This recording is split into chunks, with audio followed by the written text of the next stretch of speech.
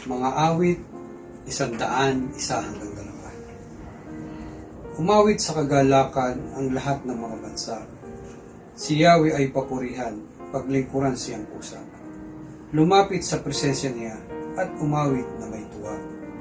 O si Yahweh ay ating Diyos, ito'y dapat na malaman.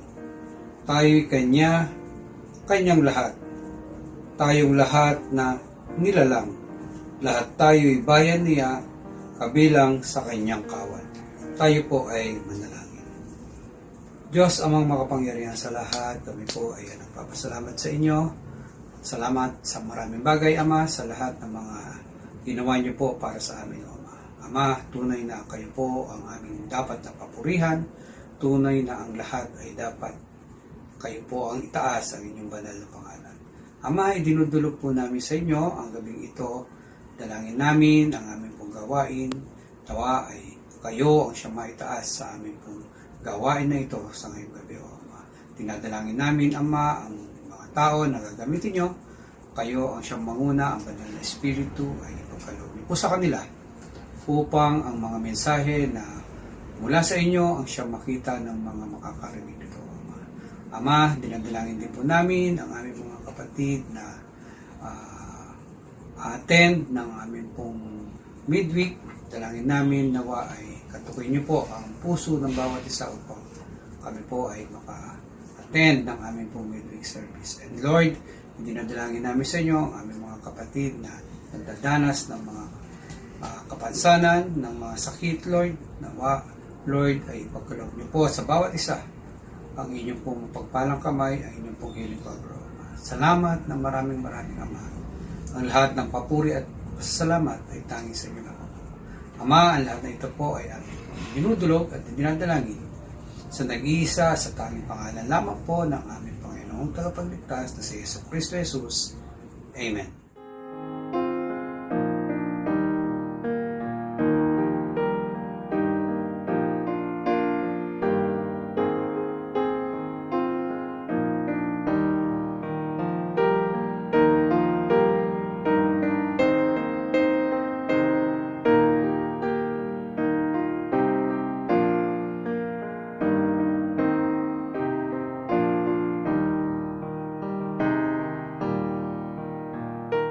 Magandang gabi po sa ating lahat. Nais ko lang pong magpasalamat sa Panginoon. Isi-share ko po sa inyo lahat ng mga kabutihan niya sa aming pamilya. Lalo na po sa aming mag-asawa na may sakit, may mga maintenance. Noon pong nakaraang buwan, nagpa-check up po kami sa aming doktor sa BRP. Madami po siyang pinagawa na laboratory. Nung lumabas po yung x-ray, meron pong nakita sa akin yung nag-x-ray.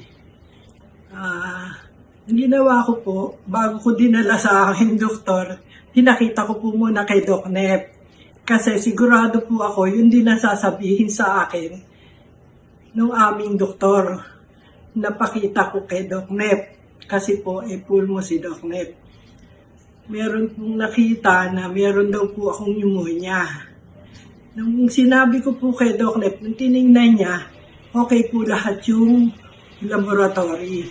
At yung pong sinasabi na pneumonia ay hindi daw po yung pneumonia. Yun daw po pilat ng dati pa. Kaya po marami pong salamat sa Panginoon. Hindi niya ka pinababayaan. Meron lang pong isang comment si Doc Nep na medyo tumaas yung aking sugar. Yun din po ang sinabi ng aming cardio. Pero sabi po niya, medyo mag-ingat lang po ako sa pagkain ng mga matatamis at saka yung mga bawal. Medyo pasaway po ang senior kung nakakakain ako ng bawal, lalo na yung mga taba. Kaya po, napakarami pong blessings na pinagkakaloob ng Panginoon sa amin. Gusto ko lang pong pagpasalamat sa Kanya sa lahat-lahat ng Kanyang mga kabutihan sa bawat isa sa amin. Maraming pong salamat. sa lahat ng kanyang mga ginagawa sa amin. Yun lang po at magandang gabi po sa ating lahat.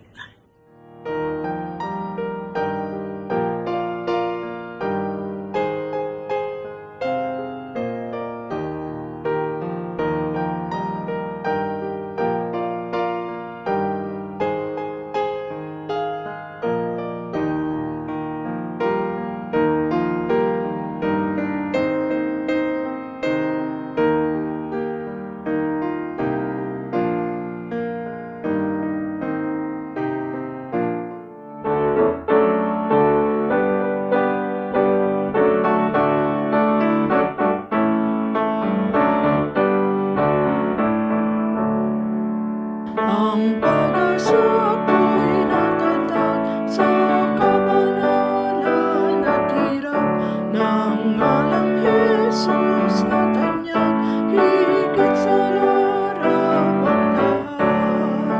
Si Kristo'y batong matibay na aking kinasaligan, di gaya ng buhanginan.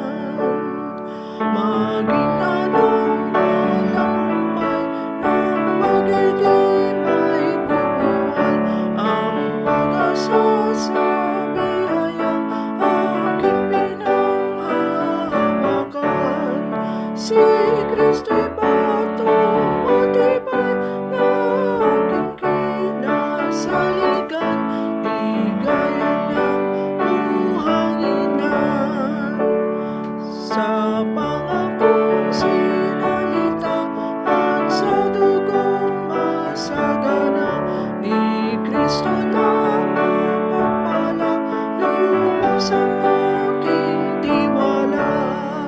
Si Kristo'y batong matibay na aking kinasaligan, di gaya ng buhanginan.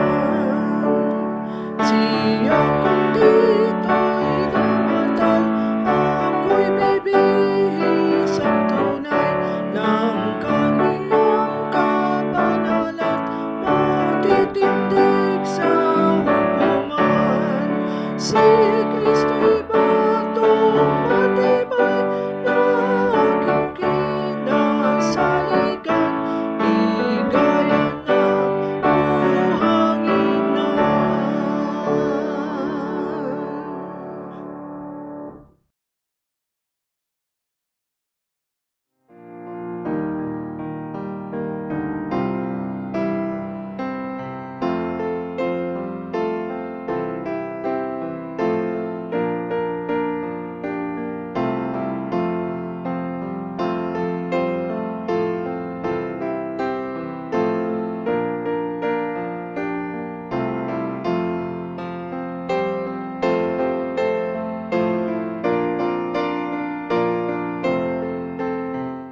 Magandang gabi po sa inyong lahat. Ngayon po ay araw ng ating pagbubulay-bulayan ng salita ng Diyos.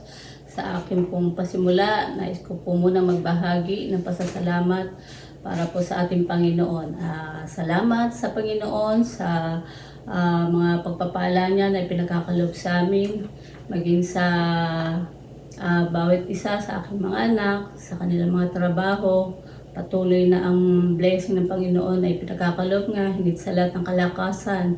Ang buhay na ipinagkakaloob sa amin ng Panginoon ay patuloy naming nararanasan ang kanyang kabutihan. Kaya't aking pinagpapasalamat, maging yung pagtatrabaho ng aking anak sa ibang bansa ay naroon na kinakalinga siya at hindi siya iniiwan ng ating Panginoon. Ang kalusugan na aming nararanasan ay maayos at malayo sa anumang pagkakasakit. Kaya't maraming salamat sa Panginoon at salamat din po sa mga nakaraang araw, nagdaang araw na nag-celebrate ng birthday, naroon ng mga blessing na pinagkaloob ng Panginoon at ito'y lubos-lubos kong pinagpapasalamat sa Panginoon sa mga panahon na naraos ang 60 years na po ang inyong lingkod. So maraming salamat sa ating Panginoon. Sa ating pong pag-uusapan at pagbubulayan po natin ang salita ng Diyos na matatagpuan sa 2 Corinto 9:7-15. Samahan niyo po ako sa pagbasa. Atin pong sambitin ang kanyang mga sinasabi. Sa verse 7, simulan ko po. Ang bawat isa ay dapat magbigay ayon sa sariling pasya, maluwag sa loob at di napipilitan lamang, sapagkat iniibig ng Diyos ang kusang nagbibigay ng may kagalakan. Magagawa ng Diyos na pasaganain kayo sa lahat ng bagay at higit pa sa inyong pangangailangan upang may magamit kayo sa pagkakawang gawa. Verse 9, tulad ng nasusulat, siya ay nagbibigay ng libre sa mga dukha, ang kanyang katwiran ay walang hanggan. Ang Diyos na nagbibigay ng binhi tinatanim at tinapay na makakain, ang siya ring magbibigay sa inyo ng binhi at magpapalago nito upang magbunga ng sagana ang inyong kabutihang loob.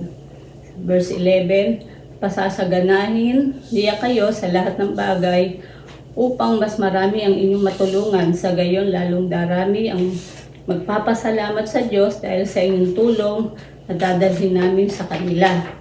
Verse 12, ang pagtulong ninyo ito sa mga kapatid ay hindi lamang makatutugon sa kanilang pangangailangan, kundi magiging dahilan pa ng walang hanggang pagpapasalamat nila sa Diyos. Ang bukas palad ninyong pagbibigay sa kanila at sa lahat ng ang siyang magpapatunay na matapat ninyong sinunod ang magandang balita ni Kristo. Dahil diyan, magpupuri sila sa Diyos. Kaya't buong pagmamahal nila kayong ipapanalangin dahil sa dakilang kaloob ng Diyos sa inyo. And verse 15, salamat sa Diyos dahil sa kanyang kaloob na walang kapantay. Ito po ay hango sa ating daily devotion journal, yung pang-araw-araw natin binabasa. At ito po ang aking bigyan ng tuon, yun sa verse 11. Sabi po, pasasaganain niya kayo sa lahat ng bagay upang mas maraming inyong matulungan. Sa gayon, lalong darami ang magpapasalamat sa Diyos sa inyong tulong na dadalhin namin sa kanila. Sabi nga, meron pong kwento dito sa ating daily devotion book hayaan nyo po na basahin ko po yung kwentong iyon. Sabi nga, yung isang bagay na itinuro sa akin ng aking mga magulang nung ako ay bata pa ay ang pagbibigay. Ito ay mula sa awit na pambatang yung Close Open. Nung una ako ay natatawa sa pagtuturo nila sa akin ng kantang ito. Kasabay ng pagbuka at pagtikom ng aking kamay, naisip kong bakit pa ako tinuturuan ito gayong ako ay malaki na. Ngunit habang tumatagal ay nakita ko ang katotohanan nito. Sa oras na close ang kamay sa pagbibigay, walang pagpapalang ilalagay ang Diyos sapagkat nakasara ito at hindi nabibigay. Ngunit kung ito'y laging naka-open at nagbibigay sa nangangailangan, hindi ito nababawasan, kundi patuloy na nadadagdagan. Ang sabi nga po yung sa Corinto 9, ang Diyos ay nagpapasagana sa lahat ng bagay kung tayo ay nagbibigay. Hindi tayo pinagpapala ng Diyos upang maging madamot, kundi pinagpapala tayo upang tumulong sa nangangailangan. Kaya sa oras na may lumapit sa atin na nangangailangan, dapat maging handa tayo sa pagbubukas ng ating palad sa pagbibigay, sapagkat hindi tayo mababawasan bagkus ay nadadagdagan pa ng ating kaban upang patuloy nating maibahagi sa mga nangangailangan. Ayun po, napakaganda ng sinasabi dito sa ating binasa. Sabi nga po, doon sa ating mga binasa, ano daw po yung close at open na kamay sa pagbibigay. Meron po akong 2 puntos na nais na ibahagi sa inyo at atin pong aralin. Yung una po, ang pagiging bukas, ang palad. Sabi po sa 2 Corinto 9:7, ang bawat isa'y dapat magbigay ayon sa sariling pasya, maluwag sa loob at di napipilitan lamang, sapagkat iniibig ng Diyos ang kusang nagbibigay ng may kagalakan. Ayun po ang sinasabi. Sabi nga, dapat tayo ay magbigay ayon sa sariling pasya, yung ating kagustuhan, ano yung ninanais natin. At sabi, maluwag sa loob, hindi napipilitan lamang. Yung bang parang masaya ka sa iyong gagawin, hindi labag sa iyong kalooban. Sa pagbibigay ay gawin mo, sapagkat iyon ang kasiyahan at nais ng Diyos sa atin. At may pangako nga po ang Panginoon sa atin, hindi ba? Yung sinabi niyang hindi nabawasan, kundi nadagdagan. Kung taos puso ang iyong pagbibigay. Ayun po. So, siguro po sa ating mananampalataya natututunan natin ang tamang pagbibigay na merong kasiyahan at maibibigay natin ito ng bukal sa ating puso. Tulad nga po ng kwento dun sa nabasa natin na yung laging open ang kamay sa pagbibigay, hindi ito nababawasan, kundi patuloy na nadaragdagan pa. Pero pag lagi close ang kamay, sarado. So, di ba? Ang kamay sa pagbibigay ay walang pagpapalang ilalagay ang Diyos kasi palaging nakasara, palaging close. So, dapat lagi tayong open sa lahat ng oras ng pagbibigay. Mahirap buksan pag ang palad ay sarado sa pagbibigay. Parang nagdadamot, di po ba? Nawa hindi po ganun tayo mga mananampalataya. Kaya't maging palagi ang naka-open po ang ating kamay sa pagbibigay. Sapagkat ang Diyos ay hindi di nagsasara ang kanyang mga kamay sa pagbibigay sa atin. Kaya ganun din po ang nais niya sa bawat isa sa atin. Tulad po ngayon sa ating iglesia, di ba timing nga po itong pag-aaral natin na ito Dahil meron tayong big project, yung Noah's Ark. Ito po yung ating pagtulong-tulungan na matugunan anumang po pangangailangan. So anong dapat natin gawin? Tayo po ay makiisa, maging bukas ang palad ng pagbibigay upang maisakatuparan ang proyektong ito sa tulong ng bawat isa na nagkakaloob ng may bukas palad. Tayo ay sama-samang mananambahan pag ito ay nagawa na. Napakaganda ng ninanais na ating iglesyang ito sa bagong tahanan ng ating Panginoon. At ito ay sa tulong ng bawat isa at lalo higit sa lahat, ang Panginoon ang magpo-provide ng lahat ng ito. At ang pagtayo nito ay ang paraan ng may open na kamay na magkakaloob. Supportahan po natin ang Noah's Project dahil tapat ang ating Panginoon sa kanyang pangako. Hindi siya magkukulang sa bawat isa sa atin, sa lahat ng ating mga hangarin na makapagbigay ng kusang loob, makapagbigay ng may kasiyahan, bukas ang palad, bukas ang kamay, hindi lagi nakasara para tayo ay nakikita ng Panginoon kung ano yung desire ng ating puso sa pagbibigay. So yun po ang nais ng Panginoon sa bawat isa sa atin na maging bukas, palad tayo sa ating pagbibigay. Sabi nga po sa Lucas 6:38, at ba sinasabi doon, magbigay kayo at kayo bibigyan ng Diyos. Hustong takal, siksik, liglig at umaakaw pa ang ibibigay sa inyo sapagkat ang panukat na ginagamit ninyo sa iba ay siya rin gagamitin panukat sa inyo. Ayun, napakagandang pangako ng Panginoon. Diba po, kaya tara na po, tayo po ay maging bukas palad sa pagbibigay. At ang pangalawa po, sabi nga, hindi lang sa financial na tayo dapat maging mapagbigay. Tulad na sinasabi dito sa pangalawa, ang pusong mapagbigay. Sa ating pong pamumuhay ay dapat po na tayo ay may pusong mapagbigay, na bukas at bukal sa kalooban ang pagbibigay. Meron din po sinasabi sa 1 Timothy 6:17, maging mayaman sa mabubuting gawa, mapagbigay at matulungin sa kapwa. Di ba po? Ayun po. Napakaganda po rin. Sabi nga, wala po tayong dapat na ikatakot na magkukulang sa ating pangangailangan dahil nandiyan po ang Panginoon na patuloy na nakaalalay sa atin. Basta tayo lamang po ay manatiling tapat din sa Kanya. Manatili tayo sa Kanyang pangako. Panghawakan po natin lahat ng pangako ng Panginoon na hindi niya tayo iiwan, hindi niya tayo pababayaan sa lahat ng oras, lalo na sa ating pangangailangan. At sa halip Sabi nga po sa kasulatan, kapag tayo ay naging mahabagin at mapagbigay sa ating kapwa, ang matatamo natin ay tunay na buhay. Sa tulong ng ating Diyos, ang kahulugan ng tunay na pamumuhay ay ang paglimot ng ating sarili.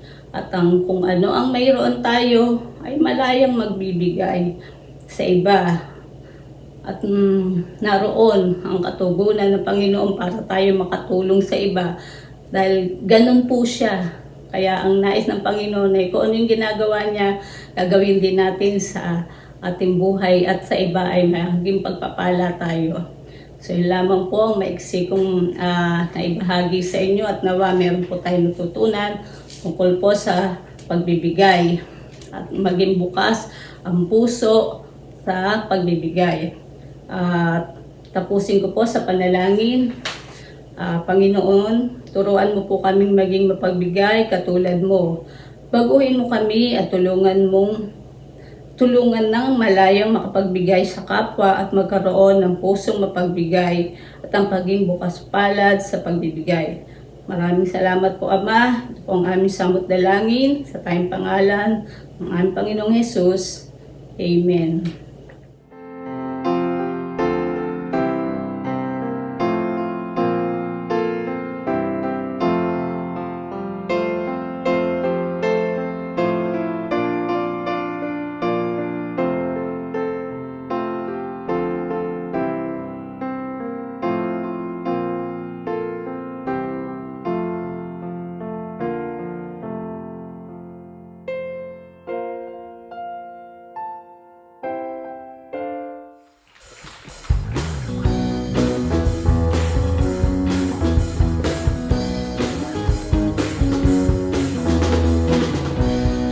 Know that I love you. You know that I want to know so much more than I have before. These words are from my heart. These words are not made up. I live for you. I am devoted to you. Of majesty, I have one desire, just to be with you, my Lord, just to be with you, my Lord. Jesus, you are the Savior of my soul, and forever and ever I give my praises to you. Know that I love you. You know that I want to know so much more than I had before. These words are from my heart. These words are not made up. I will live for you. I am devoted to you.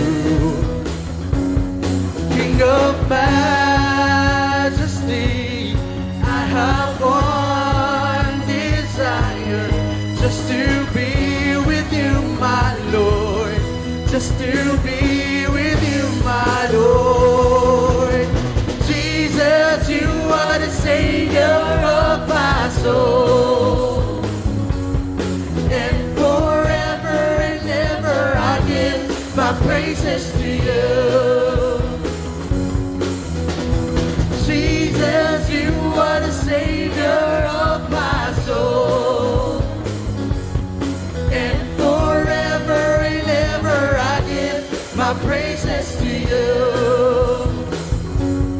King of majesty,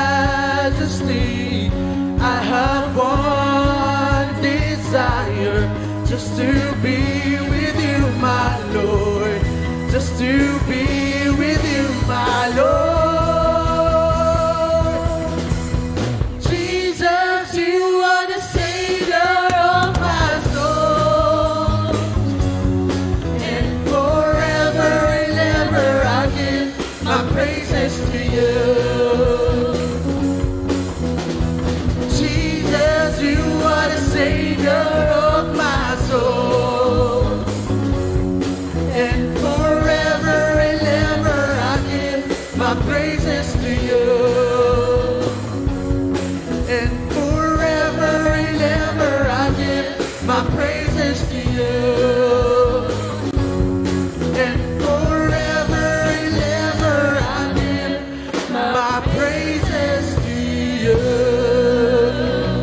po lahat natin, Panginoon. Amen.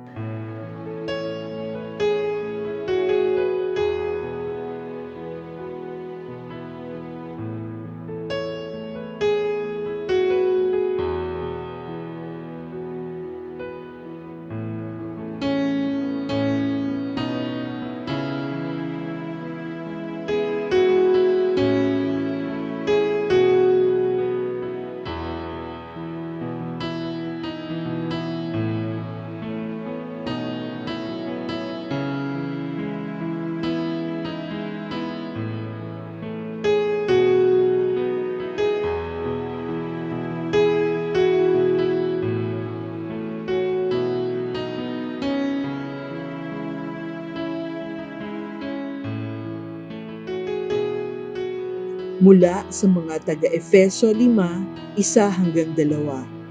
Dahil kayo'y mga anak na minamahal ng Diyos, tularan ninyo siya. Mamuhay kayong puno ng pag-ibig tulad ni Kristo.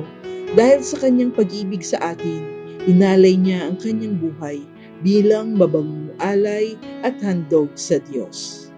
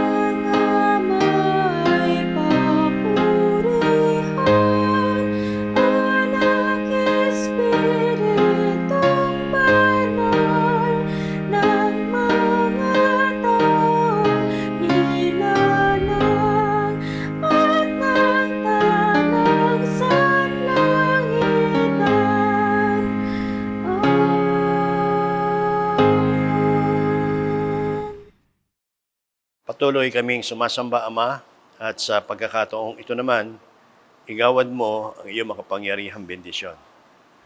Ang biyaya ng ating Panginoon Kristo, ang pag-ibig ng Ama, ang pakikipisan ng banal na Espiritu, ang siya na mag-ingat at mag-ampon sa atin mula ngayon at magpakailan-kailanman. Amen.